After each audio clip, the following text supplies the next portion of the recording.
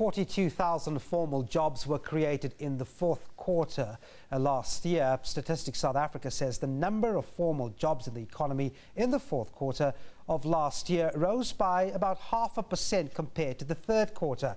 On an annual basis, though, the picture is not so rosy, with the number of formal jobs down by 0.2%. The fourth quarter was boosted by an increase in jobs in the trade sector as it geared up for the festive season. Business services also supported the growth in jobs. There was a visible slowdown in the creation of government jobs, with that sector generating a mere 1,000 jobs in the quarter. That compares with an overall annual increase of 59,000 jobs in the year to December 2014. I think on a quarterly basis, we did see a bit of improvement, 42,000 workers versus a previous quarter. But also the numbers were not were underwhelming annually. I think all the sectors underperformed, especially mining and construction. But we saw a bit of improvement in trade in the fourth quarter, but on a quarterly basis. And this just speaks to a struggling economy. And added to that, with electricity supply constraints, this is going to affect productivity and employment going forward.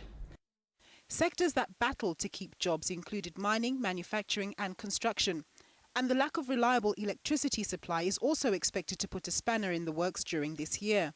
And if you look at mining companies, their demand or the consumption, electricity consumption is going down, but electricity cost is increasing, and that is putting a lot of strain on mining and also a lot of the big manufacturing companies.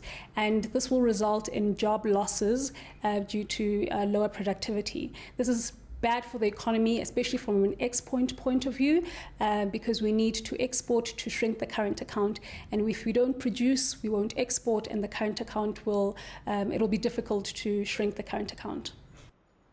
Lioko noted that average annual earnings growth of 7.6% was fairly pedestrian, given the inflation rate being at or above the 6% target level for much of last year.